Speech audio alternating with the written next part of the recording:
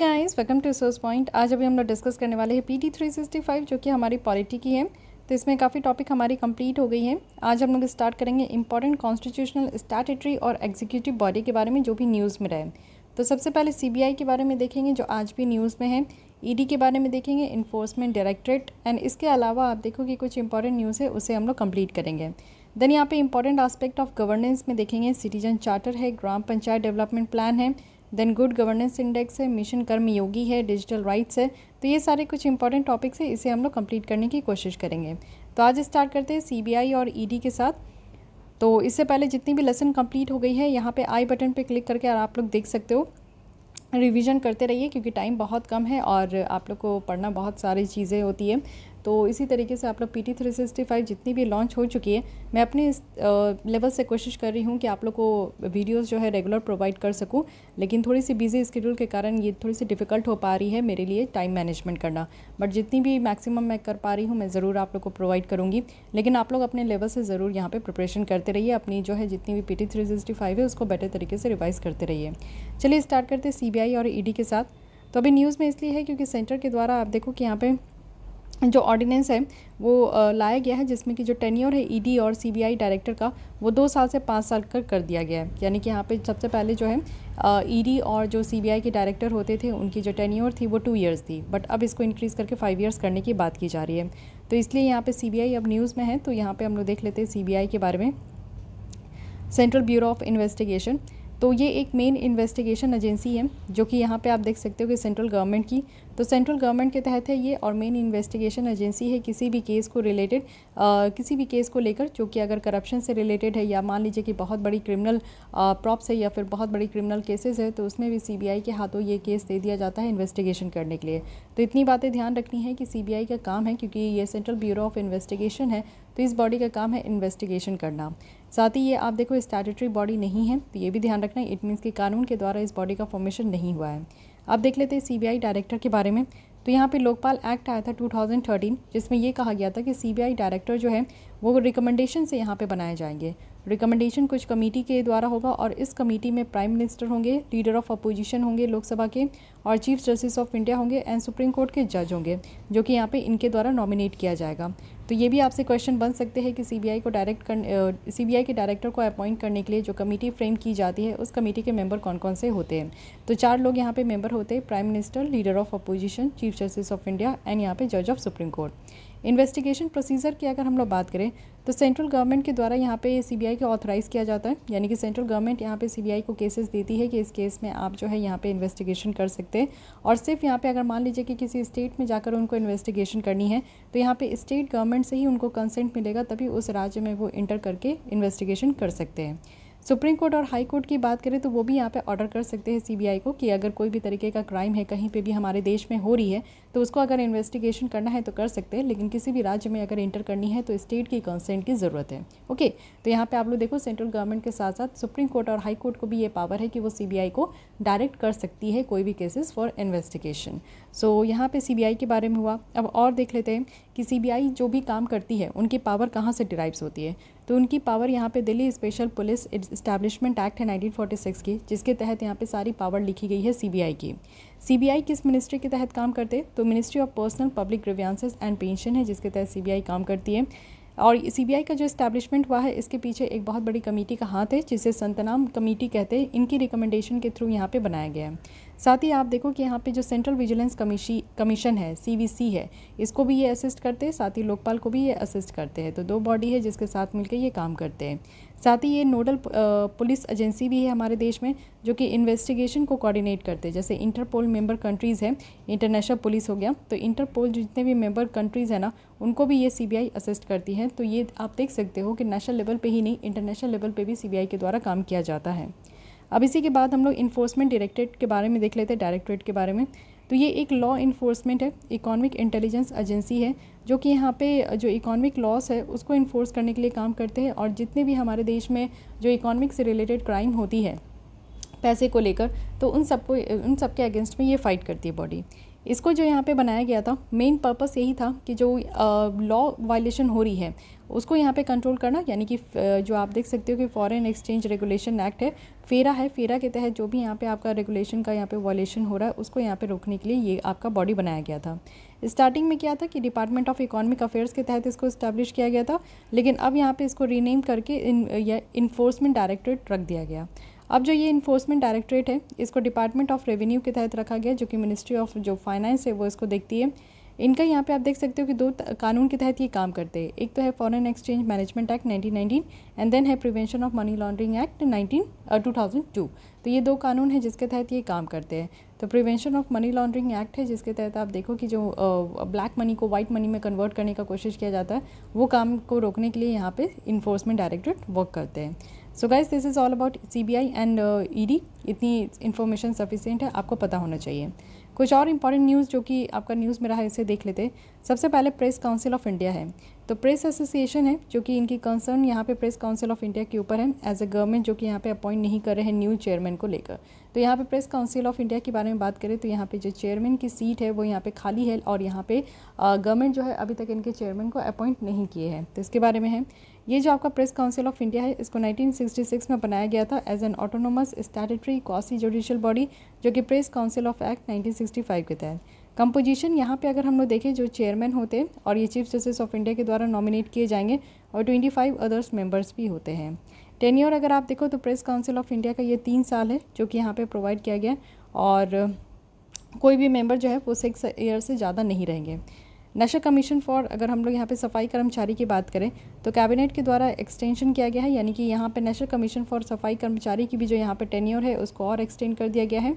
It means कि 3 साल तक और बढ़ा दिया गया है। अब यहाँ पे जो इस्टेब्लिशमेंट हुई थी वो 1993 में हुई थी, और साथ ही यहाँ पे आप लोग देखो कि लाटर जो वैलिडिटी है इस एक्ट का उसको 2004 तक एक्सटेंड किया गया था, लेकिन अभी फिर यहाँ पे बात करके और भी 3 साल के लिए एक्सटेंड कर दिया गया है। रोल क्या है इस सफाई कर्मचारी का, तो मेनली ये सरकार को रिकमेंडेशन देते हैं किसी भी स्पेसिफिक प्रोग्राम को लेकर जो कि सफाई कर्मचारी के वेलफेयर के लिए होता है। साथ ही यहाँ पे आप देखो एक कानून है जिसे कहते हैं prohibition of employment as manual scavengers and their rehabilitation act 2013। इस कानून के तहत जो मैनुअल स्कैवेंजर्स होते हैं उनके लिए यहाँ पे उनको रोकने के लिए ये कानून लाया गया है।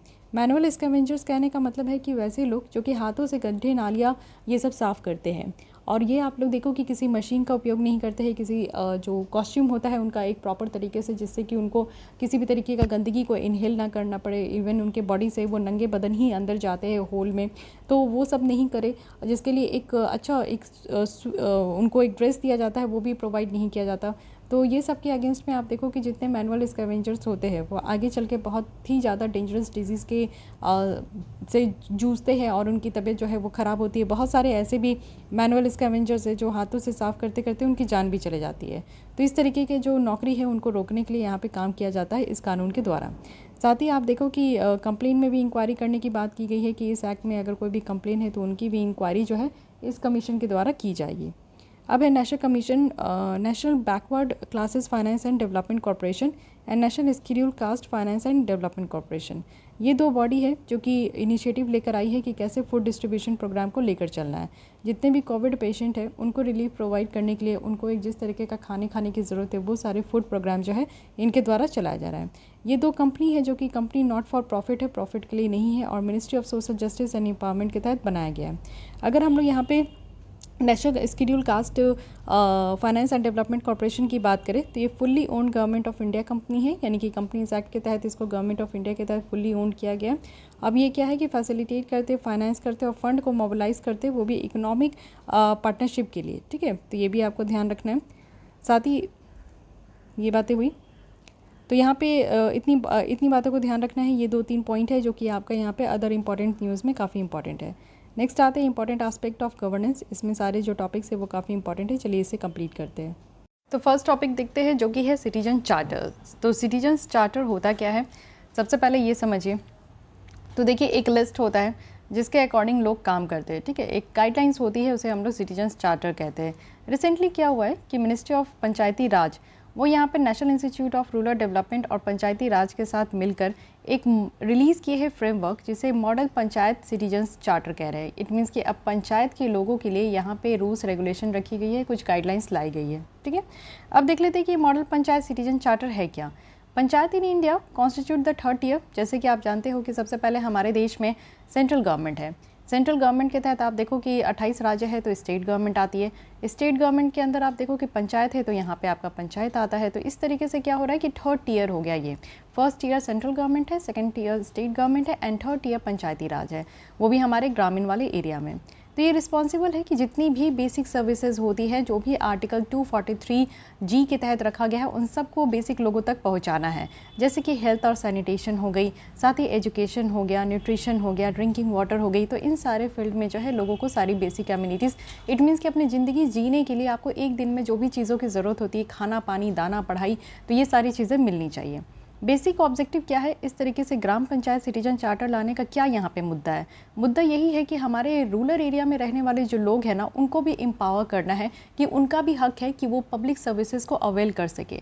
साथ ही जो क्वालिटी ऑफ सर्विस है उसको भी इम्प्रूव करना है। इट मीन्स कि दोनों साइड से देखना है। एक तो लोगों को उनकी बेसिक कम्युनिटीज़ मिलना चाहिए, और साथ ही सरकार जो है अपनी काम कर रही है तो उनको भी बेटर तरीके से काम करने का यहाँ पे एक मौका देना चाहिए कि वो यहाँ पे लोगों तक सारी बेसिक कम्युनिटीज़ पहुँचा सके। इसी के साथ आप देखो कि प्रोफेशनलिज्म की बात की जा रही है। जिस तरीके से पंचायत काम करती है उसमें थोड़ा सा प्रोफेशनलिज्म आएगा, और लोग जो है जितनी भी सेक्शन है हमारे, यानी कि वीकर सेक्शन हो गई, महिलाएं हो गए, बच्चे हो गए, तो सबको यहाँ पे इक्वल तरीके से हक प्रोवाइड किया जाएगा बिना किसी डिस्क्रिमिनेशन के।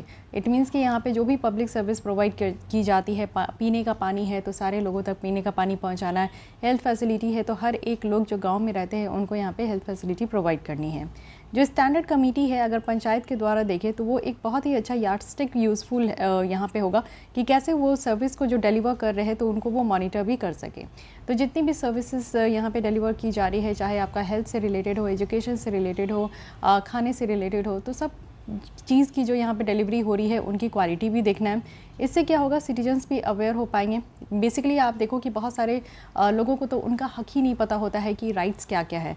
तो जब तक इस तरीके से एक डिलीवर नहीं हो पाएगा अच्छे तरीके से सर्विसेज, तब तक लोगों तक उनको हक का जो उनका जो हक है वो उनको नहीं पता चल पाएगा। तो बहुत सारे लोग इससे अनअवेयर रहते हैं। तो बेसिकली अब क्या है कि लोग इससे अवेयर हो पाएंगे, और जो पंचायत और जो इलेक्टेड रिप्रेजेंटेटिव है वो भी यहाँ पर डायरेक्टली अकाउंटेबल हो पाएंगे लोगों तक, यानी कि लोगों के लिए उनको काम करना है तो अब वो यहाँ पे बेसिकली सही तरीके से काम कर पाएंगे। अब देखते हैं कि कैसे ये जो कॉन्सेप्ट है सिटीजन चार्टर का, ये कहाँ से निकल कर आया। तो पहली बार ये जो आपका सिटीजन चार्टर है ये यूके से निकल कर आया था 1991 में, और इसका एम बस यही था कि पब्लिक सर्विस की क्वालिटी बढ़ानी है देश के लोगों तक। इंडिया ने भी इसे अडॉप्ट किया 1997 में, और ये कॉन्फ्रेंस ऑफ चीफ मिनिस्टर जो कि वेरियस स्टेट और यूनियन टेरिटरीज़ के न्यू दिल्ली में, उनके द्वारा इसको अडॉप्ट किया गया। जो डिपार्टमेंट है एडमिनिस्ट्रेटिव रिफॉर्म और पब्लिक ग्रीवियंसेस का, इनके द्वारा ये काम किया गया कि सिटीजन चार्टर को कोऑर्डिनेट करना, फॉर्मुलेट करना और ऑपरेशनलाइज करनी है, यानी कि बेटर तरीके से ये काम कर सके। Right of citizen for time bound delivery, यानी कि जितनी भी गुड्स और सर्विसेज है, और redressal of their grievance bill 2011 जो है, इस तरीके का बिल अभी यहाँ पे रखा गया, जिसमें ये कहा जा रहा है कि एक अच्छा खासा मैकेनिज्म लाया जाएगा जिससे कि टाइमली यहाँ पे डिलीवर की जाएगी सारे सामान और सर्विसेज। यानी कि अब यहाँ पे कानून भी लाने की बात की जा रही है। अब ये बिल है, जब ये पार्लियामेंट से पास होकर प्रेसिडेंट के द्वारा एसेंट दे दी जाएगी, देन ये बिल जो है कन्वर्ट हो जाएगा एक्ट में, और तब ये एक्ट जो है इम्प्लीमेंट होगा। उसके थ्रू क्या होगा कि जितनी भी यहाँ पे सर्विसेज है, यानी कि गुड्स और सर्विसेज लोगों तक बेटर तरीके से टाइम बाउंड मैनर में पहुँचना चाहिए। ठीक है, लेकिन ये लैप्स हो गया क्योंकि 2014 में ये जो आपका लोकसभा था वो डिसॉल्व हो गया था, तो अभी तक फिर इस पर कानून नहीं बना है। तो देखते हैं कि फिर इस पर कब बातें होती है, पर ये चीज़ें ध्यान रखनी है। ठीक है, रिलेटेड न्यूज़ है कि मिनिस्ट्री ऑफ पंचायती राज जो है उनके द्वारा मैसूरू डिक्लेरेशन यहाँ पे आपका इशू किया गया कि पंचायत के द्वारा सर्विस डिलीवर किया जाएगा, और इसका एम यही है कि जो सिटीजन चार्टर सर्विसेज है उसको रिकॉग्नाइज करना। 16 राज्य है जिनके द्वारा मैसूरू डिक्लेरेशन को साइन किया गया है और रिजॉल्व किया गया है रोल आउट जो कॉमन मिनिमम सर्विस डिलीवरी है पंचायत के द्वारा। तो ये 1 अप्रैल से स्टार्ट कर दिया गया है 2022 में, तो इसी साल ये स्टार्ट किया गया है, तो इसको ध्यान रखना है। अब सिटीजन चार्टर्स की जो कंपोनेंट है उसे देखते हैं। सबसे पहले क्या है कि विज़न और मिशन है, यानी कि ऑर्गेनाइजेशन का विज़न और मिशन होना चाहिए। एक्सपेक्टेशन है, यानी कि जो क्लाइंट है उनसे क्या एक्सपेक्टेशन है। साथ ही अगर लोगों को परेशानी है, उन तक जो है कोई भी सामान और जो सर्विसेज है उसकी डिलीवर नहीं हो रही है तो उनको देखना है। और डिटेल्स है, यानी कि बिजनेस ट्रांजैक्टेड जो है उसकी डिटेल्स भी होनी चाहिए ऑर्गेनाइजेशन के द्वारा। स्टेक होल्डर्स की बात की जा रही है कि जो सिटीजन्स है, क्लाइंट है, उनके क्या स्टेक होल्डर्स हैं। स्टैंडर्ड ऑफ सर्विसेज की बात की जा रही है कि जो भी सर्विस प्रोवाइड किया जा रहा है वो एक तो टाइम फ्रेम में करनी चाहिए और साथ ही साथ क्वालिटी भी होनी चाहिए। तो ये सारी बातें यहाँ पे रखी गई है। अब प्रिंसिपल देख लेते हैं कि सिटीजन चार्टर के प्रिंसिपल क्या है। फर्स्ट है यहाँ पे ट्रांसपेरेंसी, यानी कि जो भी यहाँ पे रूल्स रेगुलेशन प्रोसेस स्कीम्स लाई गई है वो ट्रांसपेरेंट होना चाहिए। साथ ही अकाउंटेबिलिटी भी होनी चाहिए कि जो भी यहाँ पे लोगों के लिए काम किया जा रहा है तो एटलीस्ट लोगों तक इसको प्रोवाइड करना चाहिए। ऐसा नहीं है कि किसी को दिखाने के लिए काम कर रहे हैं, जो भी काम यहाँ पे आपको सौंपा गया है वो काम बेसिकली होना चाहिए। साथ ही वैल्यू है for the tax payer money, जो भी टैक्स पेयर की मनी है उसकी वैल्यू करना है। क्वालिटी की बात की जा रही है कि यहाँ जो सर्विसेज की क्वालिटी है उसको इम्प्रूव करना चाहिए। और साथ ही साथ यहाँ पे आप देखो कि स्टैंडर्ड, यानी कि यहाँ पे क्या एक्सपेक्ट किया जा रहा है और किस तरीके से कानून काम कर रहा है, ये स्टैंडर्ड होना चाहिए। और वेयर एवर पॉसिबल चॉइस यहाँ पे रखना है। तो ये सारे कुछ सिद्धांत है जो कि सिटीजन चार्टर का है, जिसके बेसिस पे ये काम हो रही है। अब यहाँ पे जो बॉडी है ये national institute of rural development and Panchayati Raj, इसके बारे में देख लेते हैं। Actually ministry of rural development के तहत ये एक ऑटोनोमस ऑर्गेनाइजेशन है और यहाँ पे national centre of excellence in rural development है और पंचायती राज है। ये यहाँ पे आप देख सकते हो कि इंटरनेशनली इसको रिकॉग्नाइज़ किया जाता है। तो ये वन ऑफ द बॉडी है United nation economic social commission for Asia and Pacific centre of excellence का। यहाँ पे क्या है कि प्रॉपर जो पंचायती राज इंस्टीट्यूशन है उसकी फंक्शनिंग को देखा जाता है, किस तरीके से ग्रामीण क्षेत्र में डेवलपमेंट प्रोग्राम को लेकर चल रहे ये भी काम देखा जाता है। इनका विजन है कि मेनली फोकस करना, यानी कि ग्रामीण में जो गरीब लोग हैं उनके लिए पॉलिसी लाया जाता है, उनके लिए प्रोग्राम लाया जाता है। तो क्या उन तक ये सारी पॉलिसीज़ प्रोग्राम का फ़ायदा पहुंच रहा है कि नहीं, उन पे फोकस करना है। साथ ही डेमोक्रेटिक जो डिसेंट्रलाइजेशन प्रोसेस है, इट मीन्स कि यहाँ पे आप लोग देख रहे हो कि हमारे देश में क्या है कि सेंट्रल गवर्नमेंट है, सेंट्रल गवर्नमेंट जो कानून बनाती है वो पूरी तरीके से हमारे देश में लागू होता है। लेकिन कुछ राज्य जो है जिसमें जिस तरीके के लोग हैं उनके लिए क्या डिमांड है, क्या उनको सप्लाई करना है, उस हिसाब से जो है स्टेट के जो गवर्नमेंट है उनको अधिकार दिया गया है कि आप कानून बनाइए। फिर पंचायत में आप देखते हो कि पंचायती राज यानी कि रूरल डेवलपमेंट प्लान यहाँ पे चलता है कि किस तरीके से गांव लेवल को डेवलप करना है और बेसिक कम्युनिटीज़ प्रोवाइड करनी है, तो उसके लिए कानून बनाई जाती है। इट मीन्स कि ये डिसेंट्रलाइज है, सेंटर से स्टेट, स्टेट से पंचायती राज, ठीक है। साथ ही साथ यहाँ पे जो आप देखो कि डेवलपमेंट जो रूरल डेवलपमेंट यहाँ पे ऑपरेशन है इसकी इफिशिएंसी होनी चाहिए। साथ ही साथ यहाँ पे आप देखो कि जो टेक्नोलॉजी है उसको ट्रांसफ़र करना और उसको बेटर तरीके से यूज़ करना और एक ऐसा इन्वायरमेंट बनाना जहाँ पे अवेयरनेस हो, तो लोगों को पता होना चाहिए कि हाँ किस तरीके से क्या काम चल रहा है, क्या होना चाहिए, क्या नहीं होना चाहिए। अवेयरनेस होना बहुत ज़्यादा ज़रूरी है, चाहे वो ग्रामीण एरिया में हो या अर्बन एरिया में हो, ठीक है। तो ये रही सिटीजन्स चार्टर। तो यहाँ पे कुछ नया डेवलप किया जा रहा है पंचायती राज में, तो इसलिए इसको ध्यान रखना है। और सिटीजन चार्टर में आपका एक पॉइंट और भी ऐड हो गया, तो इसको भी ध्यान रख के चलना है। मेजर इनिशिएटिव क्या है सरकार के द्वारा, तो बहुत सारे इनिशिएटिव लाए गए हैं जिससे कि पंचायती राज इंस्टीट्यूशन की कैपेसिटीज़ को यहाँ पे और बढ़ाया जा सके। तो सबसे पहले कि राजीव गांधी पंचायत सशक्तिकरण अभियान है, जिससे कि जो ग्राम पंचायत है उनकी कैपेसिटी और इफेक्टिवनेस को यहाँ पे इन्हांस किया जाएगा। साथ ही ग्राम सभा है, साथ ही लोगों की पार्टिसिपेशन भी बढ़ानी है पंचायत में। इंस्टीट्यूशनल जो स्ट्रक्चर है उसको और ज़्यादा मजबूत करना है। उसके अलावा मॉडल सिटीजन चार्टर्स भी है, इसमें डिफरेंट कैटेगरीज ऑफ सर्विस लिखी गई है जो भी लोगों को यहाँ पे ज़रूरत होगी और पंचायत जो है उनको यहाँ पे प्रोवाइड करेंगे। साथ ही सबकी योजना सबका विकास है, यानी कि ऐसा योजना लेकर आना है जिसमें कि सब लोगों की यहाँ पे डेवलपमेंट हो सके। मिशन अंत्योदय है, यानी कि यहाँ पे आप देखो कि गवर्नमेंट की इंटरवेंशन की जाएगी ग्राम पंचायत के साथ, जिसमें कि फिनेंशियल रिसोर्सेज वगैरह यहाँ पे लोगों को तक पहुँचाना है। ई ग्राम स्वराज है, ये वेब बेस्ड पोर्टल है जिसमें कि प्लानिंग, अकाउंटिंग और जो यहाँ पे मॉनिटरिंग फंक्शनिंग है ग्राम पंचायत का उसको यहाँ पे देखा जाएगा, यूनिफाई किया जाएगा। सो ये सारे इनिशिएटिव हैं, तो इसको भी ध्यान रखनी है। नेक्स्ट आते हैं, ये भी देख लेते हैं कि ग्राम पंचायत डेवलपमेंट प्लान है क्या। तो यूनियन गवर्नमेंट के द्वारा अभी पीपल्स प्लान कैंपेन यहाँ पे 2021 का, जिसको कहा गया है कि सबकी योजना सबका विकास, ये इसको लॉन्च किया गया है। अब इसमें क्या है कि इसको ग्राम पंचायत डेवलपमेंट प्लान कह सकते हैं और इसकी क्या इंपॉर्टेंस है ये समझते हैं। एक आर्टिकल बहुत ही फेमस है 243 जी फॉर आप ग्राम सभा भी याद रख सकते हो, तो इसलिए ग्राम पंचायत है तो इसलिए जी याद रखना है। ये हमारे संविधान में है जिसमें ये कहा गया है कि जो ग्राम पंचायत है वो यहाँ पे ग्राम पंचायत जो डेवलपमेंट प्लान है उसके लिए वो प्रिपेयर करेंगे और उसको इम्प्लीमेंट भी करेंगे। और ये इसलिए करना है क्योंकि ग्रामीण लेवल पर, साथ ही जो ग्राउंड लेवल पे है, लोगों को यहाँ पे सोशल जस्टिस प्रोवाइड किया जा सके। 3 तरीके से यहाँ पे किया जाएगा। सबसे पहले एक विजन है कि लोगों को यहाँ पे क्या वो देख रहे हैं, गांव में रह रहे हैं तो उनको क्या चाहिए। एक क्लियर गोल है कि इस विज़न को यहाँ पे अचीव करना है और फिर एक्शन प्लान लेकर आना है, यानी कि इस गोल तक पहुँचने के लिए क्या प्लान होना चाहिए, वो सारी चीज़ें यहाँ पे होनी चाहिए, ठीक है। उसके बाद अगर ग्राम पंचायत डेवलपमेंट प्लान की बात करें तो ये कॉम्प्रिहेंसिव होनी चाहिए और पार्टिसिपेटरी प्रोसेस के ऊपर बेस्ड होना चाहिए। साथ ही साथ आप देखो कि ग्राम पंचायत में यानी कि पंचायती राज में, जो कि यहाँ पे 11th शेड्यूल में इसके बारे में लिखा गया है, उसमें टोटल 29 सब्जेक्ट है। ये 29 सब्जेक्ट है जिससे रिलेटेड कानून जो है बनाने का अधिकार यहाँ पे ग्राम पंचायत को दिया गया है। साथ ही अगर देखें तो यहाँ पे कन्वर्जेंस है, जिसमें ग्रेटर सिग्निफिकेंस यहाँ पे एज्यूम किया गया है कि पंचायत जो है एक इंपॉर्टेंट रोल प्ले कर रहे हैं कि किस तरीके से यहाँ पे फ्लैगशिप स्कीम्स को इम्प्लीमेंट करना है। साथ ही मिनिस्ट्री ऑफ पंचायती राज है, जिनके द्वारा एक अच्छा खासा गाइडलाइन यहाँ पे बनाया गया है ये ग्राम पंचायत डेवलपमेंट प्रोग्राम के लिए, और इसको सारे राज्यों तक फैलाया जा रहा है, जो कि पार्ट 9 का यहाँ पे पार्ट 9 का एक जहाँ पे हमारे संविधान में पार्ट 9 में इसको मेंशन किया गया है। ठीक है, फिर आते हैं गुड गवर्नेंस इंडेक्स। ये इंडेक्स आपको पता है कि हर साल 25 दिसंबर को इसको पब्लिश किया जाता है। गुड गवर्नेंस इंडेक्स है जिसमें कि ये देखा जाता है कि हर एक राज्य अपने स्तर से कितने बेटर तरीके से यहाँ पे काम कर रहे हैं, गवर्नेंस प्रोवाइड कर रहे हैं।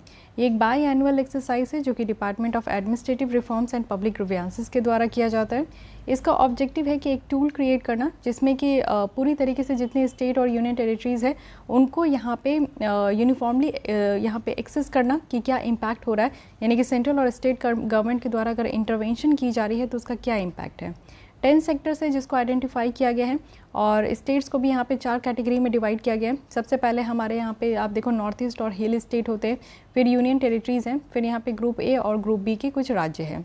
अब इस इंडेक्स में क्या क्या हाईलाइट किया गया है, ऐसा बताया जा रहा है कि 20 स्टेट्स जो है उनकी यहाँ पे जो गवर्नेंस इंडेक्स है उसमें इम्प्रूवमेंट देखने को मिला है। ग्रुप ए स्टेट में अगर हम लोग देखें तो गुजरात के द्वारा टॉप किया गया है, वहीं अगर ग्रुप बी स्टेट में देखें तो ये मध्य प्रदेश के द्वारा टॉप किया गया है। यूनियन कैटेगरी टेरिटरी में देखें तो दिल्ली यहाँ पे है, और नॉर्थ ईस्ट और हिल्स स्टेशन में देखें तो हिमाचल प्रदेश के द्वारा इस रैंकिंग में टॉप किया गया है। फाइन, अब देख लेते हैं कि गुड गवर्नेंस इंडेक्स में क्या क्या देखा जाता है। तो सबसे पहले देखी जाती है कि खेती और इससे अलाइड सेक्टर्स में किस तरीके से लोग काम कर रहे हैं, कॉमर्स और इंडस्ट्री में कैसा यहाँ पे जो है सरकार के द्वारा मोटिव्स यहाँ पे लाया गया है।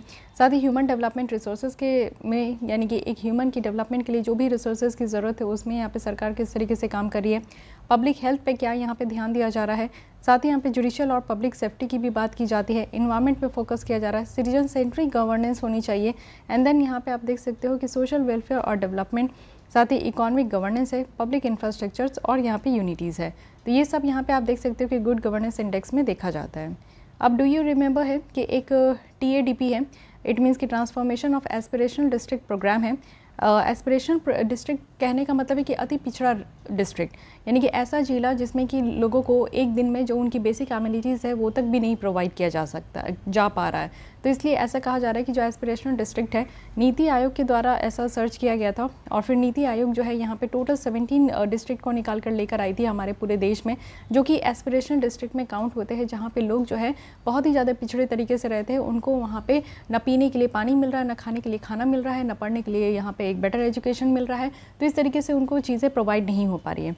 तो यही कहा जा रहा है कि एस्पिरेशनल डिस्ट्रिक्ट प्रोग्राम लाया जा रहा है, जिसमें कि एस्पिरेशनल डिस्ट्रिक्ट को ट्रांसफॉर्म करना है। ये एक मेजर पॉलिसी इनिशिएटिव है जिसमें कि यहाँ पे सोशियो इकोनॉमिक जो स्टेटस है उसको इम्प्रूव किया जाएगा इन 115 डिस्ट्रिक्ट में। तो 117 थी जिसमें से 2 में इम्प्रूवमेंट हो चुकी है, तो अब राइट नाउ 115 डिस्ट्रिक्ट यहाँ पे बचे हैं। मेनली फोकस किया जाएगा हर एक डिस्ट्रिक्ट के स्ट्रेंथ को लेकर, उनके आइडेंटिटी और लो हैंगिंग फ्रूट्स को लेकर। साथ ही यहाँ पे 49 इंडिकेटर्स जो है उसके द्वारा ट्रैक किया जाएगा। देन यहाँ पे कन्वर्जेंस है, यानी कि सेंट्रल और स्टेट स्कीम एक साथ मिलकर काम करेंगे। कोलैबोरेशन है बहुत सारे सिटीजन्स में, और कंपटीशन भी आपको डिस्ट्रिक्ट में देखने को मिलेगा। इसी के अलावा हर एक डिस्ट्रिक्ट पे यहाँ पे मेजरमेंट करने के लिए डिस्ट्रिक्ट गुड गवर्नेंस इंडेक्स भी लाया जा रहा है। तो डिपार्टमेंट ऑफ एडमिनिस्ट्रेटिव रिफॉर्म और पब्लिक ग्रीवेंसेस है, जो कि जम्मू एंड कश्मीर एडमिनिस्ट्रेशन के साथ मिलकर काम कर रहे हैं, और डिस्ट्रिक्ट जो गुड गवर्नेंस इंडेक्स है उसको यहाँ पे लॉन्च किया गया है 20 district of Jammu and Kashmir में। तो जम्मू एंड कश्मीर को यहाँ पे बेसिकली यहाँ पे जितने भी डिस्ट्रिक्ट है उनको डेवलपमेंट करने के लिए यहाँ पे district development good governance index लाया गया। जम्मू यहाँ पे टॉप हुआ है इस लिस्ट में, उसके बाद दोहा है, सांबा है, पुलवामा है, श्रीनगर है। अगर हम लोग डिस्ट्रिक्ट गुड गवर्नेंस इंडेक्स की बात करें तो इससे क्या होता है कि बहुत सारे जो गवर्नेंस इंटरवेंशन है उनका क्या इम्पैक्ट हो रहा है डिस्ट्रिक्ट लेवल पे, इसको देख पा रहे हैं। साथ ही यहाँ पे रोड मैप भी है कि सिमिलर बेंच मार्किंग को लेकर कि डिस्ट्रिक्ट लेवल पे हर एक राज्य में किस तरीके से गवर्नेंस यहाँ पे हो रहा है। ठीक है, फिर आता है mission Karmayogi. As a part of mission center के द्वारा यहाँ पे प्राइवेट कंसल्टेंट को हायर किया गया है कि यहाँ पे जो ब्यूरोक्रेसी है उसकी कॉम्पिटेंसी को यहाँ पे रिवैम्प करने के लिए। तो मिशन कर्मयोगी ये सिविल सर्वेंट के लिए लाया गया था। अब यहाँ पे क्या है कि कुछ कंसल्टेंट को हायर किया गया है कि वो एक बेटर तरीके का फ्रेमवर्क यहाँ पे लाएं कि सेंट्रल गवर्नमेंट के जो एम्प्लॉयज़ है उनके लिए क्या रोल होना चाहिए, क्या एक्टिविटीज़ होनी चाहिए, कॉम्पिटेंस होनी चाहिए। तो यहाँ पे अगर हम लोग बात करें कि framework of roles activities and competency की। तो इसमें क्या है कि हर एक गवर्नमेंट की जो पोजीशन है उनकी क्या रोल्स और एक्टिविटीज़ है ये देखा जाएगा, और डिज़ायर्ड कॉम्पिटेंसीज क्या है यानी कि बिहेवियर एटीट्यूड को लेकर, फंक्शनल स्किल्स को लेकर, डोमेन नॉलेज को लेकर ये बातें यहाँ पे रखी जाएगी। मिशन कर्मयोगी के बारे में बात करें तो नेशनल प्रोग्राम है सिविल सर्विसेज कैपेसिटी बिल्डिंग के लिए। इनका एम यही है कि जो ब्यूरोक्रेसी है उनको यहाँ पे ट्रांसफॉर्म करना, यानी कि जो भी यहाँ पे लैकिंग है उन पे यहाँ पे काम करना। कैपेसिटी बिल्डिंग प्रोग्राम है ये आपका इंटीग्रेटेड गवर्नमेंट जो ऑनलाइन ट्रेनिंग है IGOT है, इसके द्वारा यहाँ पे आपका सर्विस और डिलीवरी होगा। ये एक पोर्टल है मिनिस्ट्री ऑफ एजुकेशन का, यानी कि यहाँ पे दीक्षा प्लेटफॉर्म भी आप देख सकते हो, मिनिस्ट्री ऑफ एजुकेशन के द्वारा ये चलाया जाता है, जिसका पर्पस है कैपेसिटी बिल्डिंग करना, यानी कि जिस फील्ड की बात की जा रही है यहाँ पे दीक्षा पोर्टल में एजुकेशन की फील्ड की बात की जा रही है, तो शिक्षा वाले क्षेत्र में यहाँ पे कैपेसिटी बिल्डिंग करना है। ठीक है, अब मिशन कर्मयोगी की बात हम लोग देख लेते हैं यहाँ पे। तो सबसे पहले है कि आपका इंस्टीट्यूशनल स्ट्रक्चर है, इस पे काम किया जाएगा। ठीक है, एक क्रेडिबल और ऑटोनोमस इंस्टीट्यूशनल फ्रेमवर्क यहाँ पे बनाई जाएगी।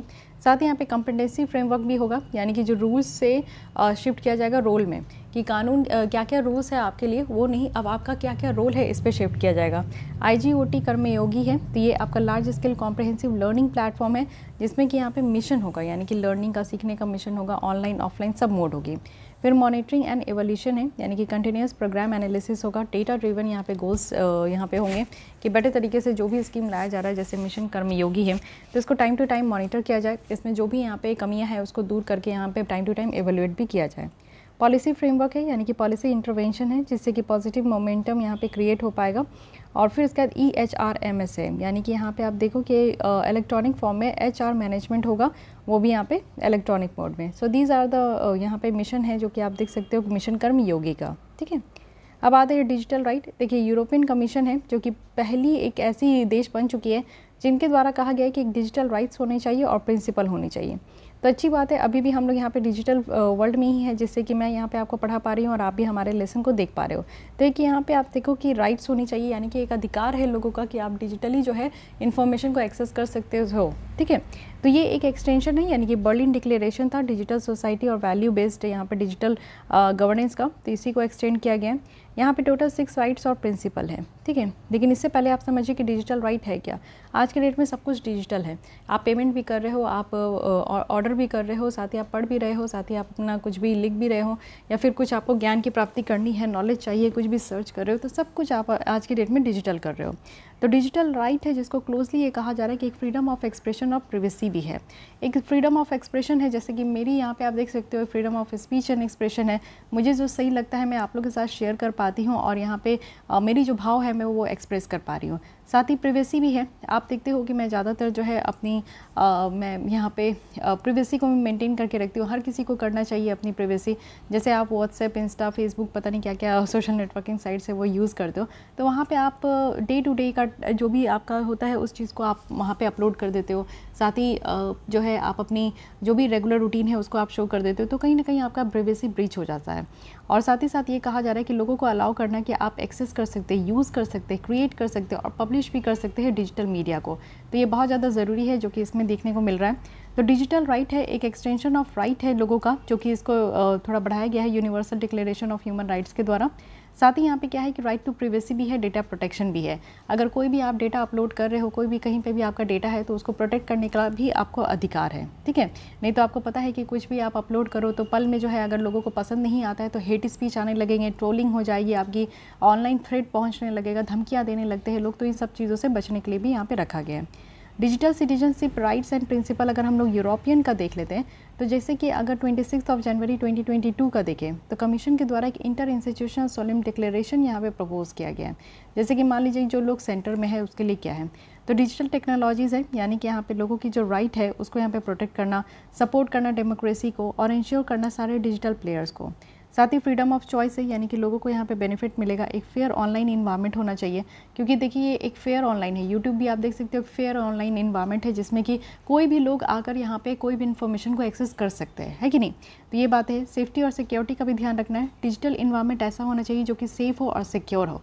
ऐसा नहीं है कि अगर आप लोग कोई भी अपनी कोई भी अगर फ़ोटोज़ पोस्ट कर रहे हो, वीडियोज़ पोस्ट कर रहे हो, तो उससे रिलेटेड आपको थ्रेट मिलने लगे, परेशानियाँ हो, सिक्योर नहीं हो, कहीं पर भी लीक हो जाए, तो ऐसा नहीं होना है। साथ ही सॉलिडेरिटी और इंक्लूसिव भी होनी चाहिए। टेक्नोलॉजी अगर हम लोग यूज़ कर रहे हैं तो एक टेक्नोलॉजी यूनाइट हो, ना कि डिवाइड हो, यानी कि टेक्नोलॉजी का इस्तेमाल कर रहे हैं तो हम लोगों को जोड़ सके। जैसे कि आप देखते हो कि मैं एक प्लेटफॉर्म यहाँ पे एक चैनल बनाई हूँ जिससे कि बहुत सारे लोग जो सेम बोट में है तो वो यहाँ पे आके जुड़े हुए हैं। तो इससे क्या होता है कि यहाँ पे टेक्नोलॉजी से यूनाइट हो रहे हैं, लोग एक दूसरे से जुड़ रहे हैं। पार्टिसिपेशन भी है, यानी कि पार्टिसिपेशन की तो बहुत ज़्यादा ज़रूरी है क्योंकि हम लोग यहाँ पे डेमोक्रेटिक प्रोसेस में इंगेज्ड है। सस्टेनेबिलिटी भी है कि डिजिटल डिवाइस जो है ये सस्टेनेबिलिटी को सपोर्ट करे। ठीक है, तो लोग जो है यहाँ पे चाहते हैं कि इन्वायरमेंटल जो इम्पैक्ट हो रहा है डिवाइसेस जो हम लोग यूज़ कर रहे हैं आज के डेट में, आपको पता है कि ई वेस्ट भी बहुत ज़्यादा जनरेट हो रहा है। आगे आने वाले 2050 तक आप देखोगे कि आज के डेट में हम लोग प्लास्टिक पॉल्यूशन से बहुत ज़्यादा परेशान हैं, आगे आने वाले दिनों में हम लोग ई वेस्ट से परेशान होंगे। तो इसको भी टैकल करने के लिए कहा जाता है, और जो भी डिवाइसेस हम लोग यूज़ कर रहे हैं उसमें कितनी एनर्जी कंजप्शन हो रही है उस पर भी फोकस करने की बात की जाती है।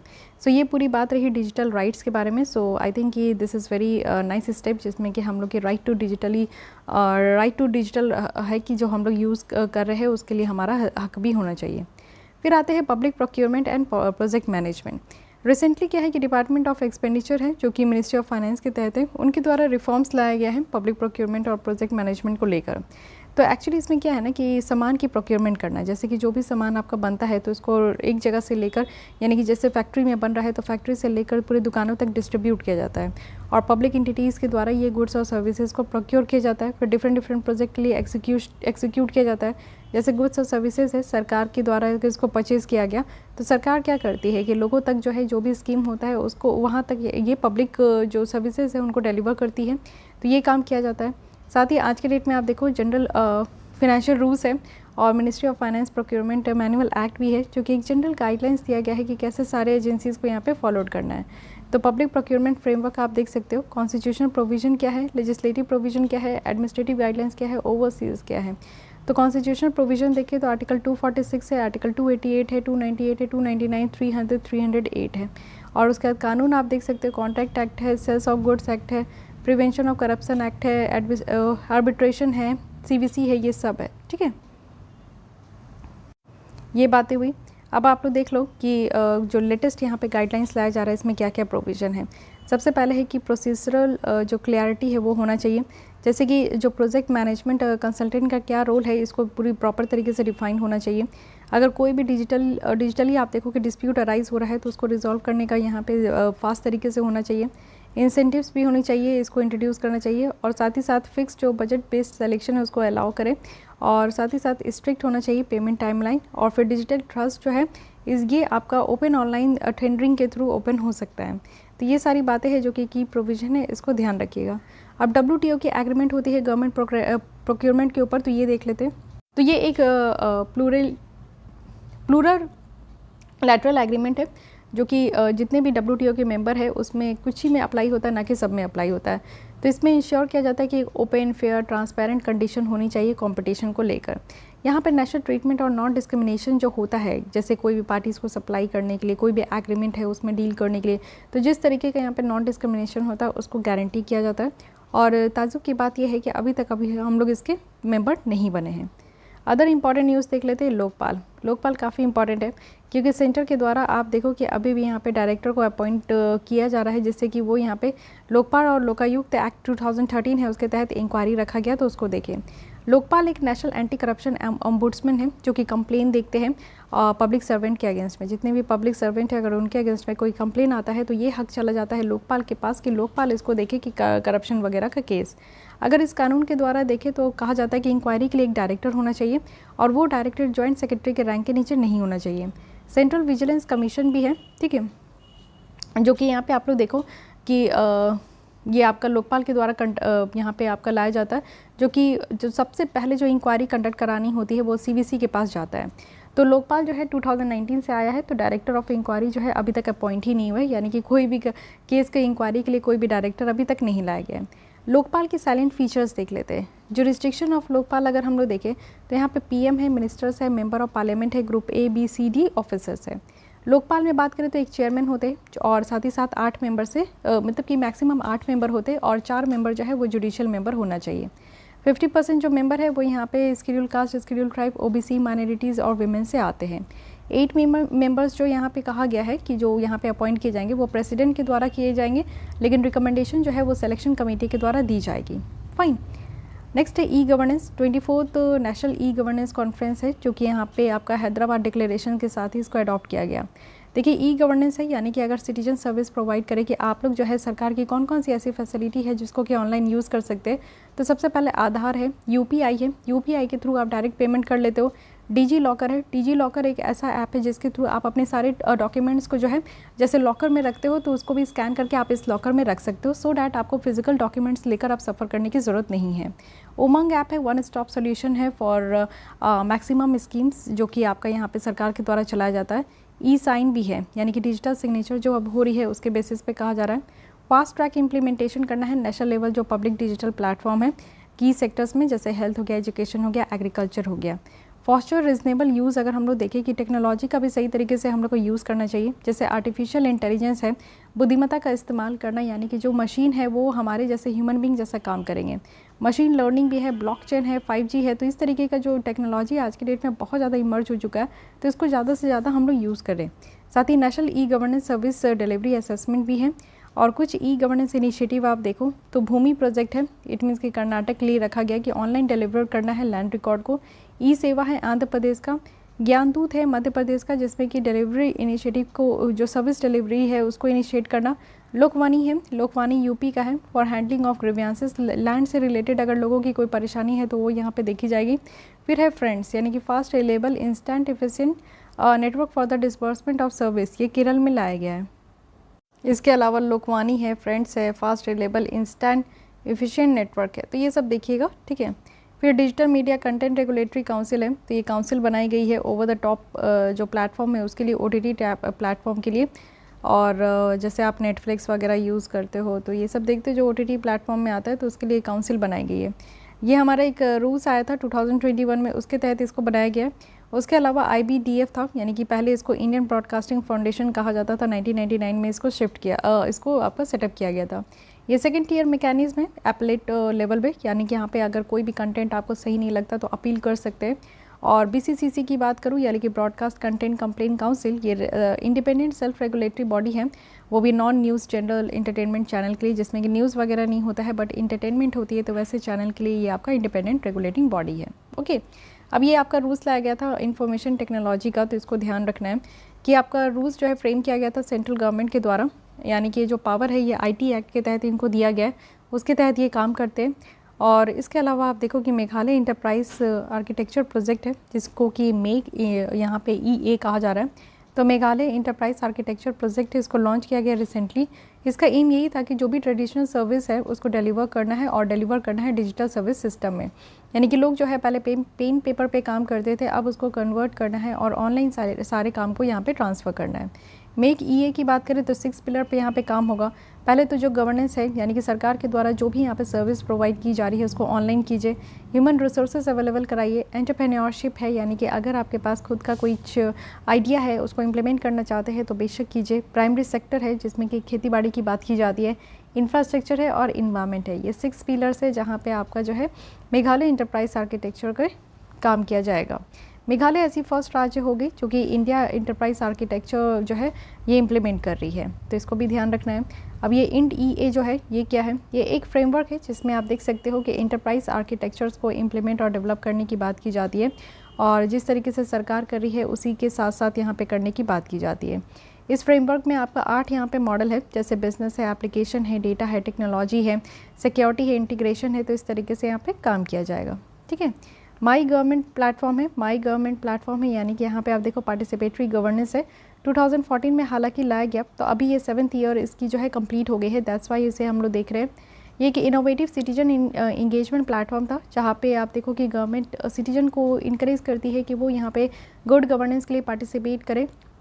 और माई गवर्नमेंट जो है एक डिजिटल इंडिया कॉर्पोरेशन का भी पार्ट था, तो इसको भी याद रखनी है। फिर है India internet governance forum, actually ये आप देखो कि फर्स्ट इंटरनेट गवर्नेंस फोरम्स जो है ये अभी हुआ है, और ये आपका जो है ट्यूनिस जो एजेंडा था United nation internet governance forum का, उसी के साथ इसको बनाया गया है। तो this is not much important, तो इसको आप लोग स्किप कर सकते हो। इंपॉर्टेंट क्या है, corruption perception index, this index is very very important, और ये आपका रिलीज़ की जाती है ट्रांसपेरेंसी इंटरनेशनल के साथ। और इसमें आप देखो कि इंडिया का रैंक 85th है पूरे 180 कंट्रीज़ में, और स्कोर हमारी 40 है। ठीक है, इस रिपोर्ट में क्या है कि इंडिया की स्कोर जो है अभी भी स्टैगनेंट बताया जा रहा है कि 10 साल हो गए, बट हमारे यहाँ पे करप्शन परसेप्शन इंडेक्स में, इट मीन्स कि हम लोग कितना ज़्यादा हमारी देश करप्ट कंट्री है, तो उसमें हमारी अभी जो रैंकिंग है वो 10 सालों से सेम है, कहीं इंप्रूव भी नहीं हुई है। फाइन। अब है ऑल इंडिया मेयर्स कॉन्फ्रेंस है, तो ये ऑल इंडिया मेयर कॉन्फ्रेंस हुआ, जिसकी थीम यहाँ पे न्यू अर्बन इंडिया रखी गई। मेयर्स हो गए या चेयरमैन हो गए जो अर्बन लोकल बॉडीज़ के होते हैं, ये पॉलिटिकल या एग्जीक्यूटिव हेड होते हैं किसी भी म्यूनिसिपल बॉडी के। फाइन। अब आते कुछ मिसलेनियस टॉपिक है, जैसे कि गैम्बलिंग है, लॉटरी है, इसके बारे में हमेशा बात होता है। तो एक प्ली चल रहा है दिल्ली हाई कोर्ट में, but what we need to understand कि what is the difference between gambling and lottery. Gambling क्या है, एक स्टेट सब्जेक्ट के अंदर है अंडर द 7th शेड्यूल, जिसमें कि 3 आपका लिस्ट है, सेंट्रल लिस्ट, स्टेट लिस्ट और यहाँ पे कंकरेंट लिस्ट। तो इसमें आपका जो है gambling comes under the state list. Okay, और इसी के तहत आप देखो कि फाइनेंस एक्ट है, जिसमें कि बेटिंग और गैम्बलिंग का कहने का मतलब है कि कुछ चीज़ों पे आपका सट्टा लगाना, पैसा लगाना, उसकी वैल्यू जो है काउंट करना। लॉटरी आप देखो कि ये भी आपका 7th शेड्यूल के एंट्री 40 में है, लिस्ट 1 का जो सेंट्रल लिस्ट है उसमें है। तो स्टेट लिस्ट कहने का मतलब होता है कि यहाँ पे गैम्बलिंग से रिलेटेड जो कानून है वो हर एक राज्य को यहाँ पे पावर दिया गया है कि आप अपने हिसाब से कानून बनाइए। लॉटरी जो सेंट्रल लिस्ट में है, इसमें कहने का मतलब है कि पार्लियामेंट के पास अधिकार है कि वो यहाँ पे कानून बनाएंगे। ठीक है, तो इतनी याद रखनी है।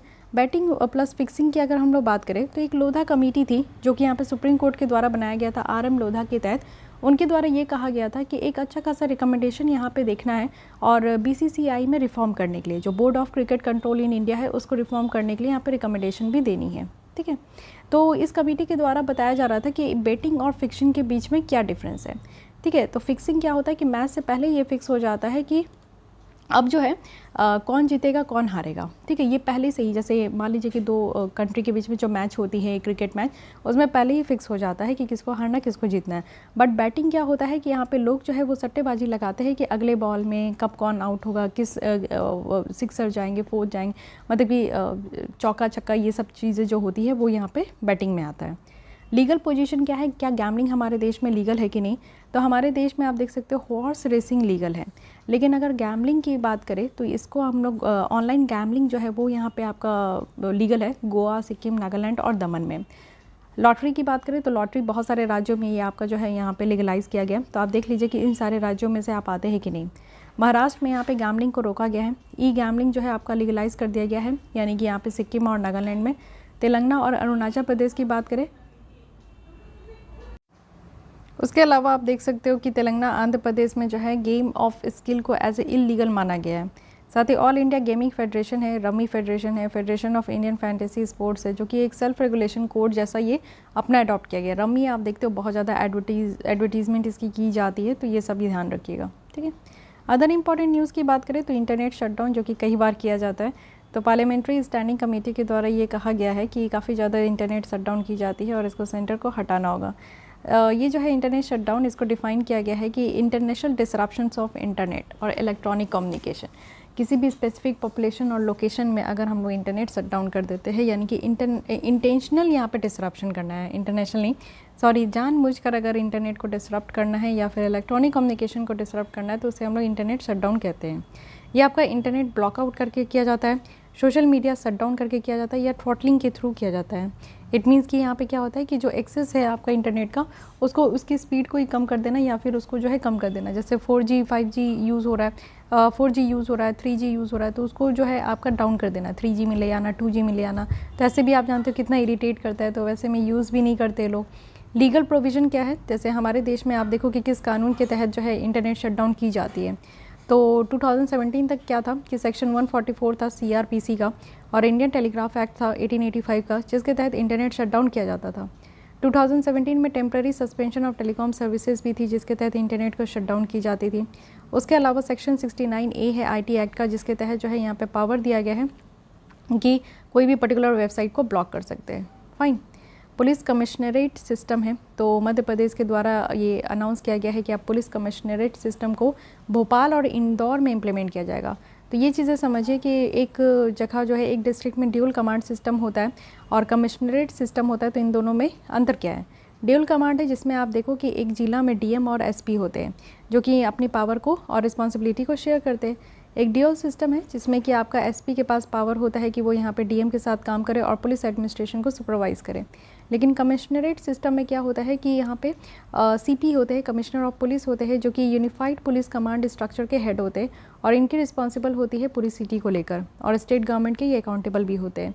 अब ये जो ऑफिस है ये आप देखो कि मजिस्ट्रियल पावर भी होता है इसमें, तो मजिस्ट्रियल पावर भी दिया जाता है। इट मीन्स कि रेगुलेट करना, कंट्रोल करना और लाइसेंसिंग यहाँ पे देना। साथ ही अगर सीपी की बात करें, कमिश्नर ऑफ पुलिस की बात करें, तो इनको जो है यहाँ पे डिप्टी इंस्पेक्टर जनरल रैंक जो है या फिर इससे ऊपर है, इनको यहाँ से लाया जाता है, ड्रॉन किया जाता है।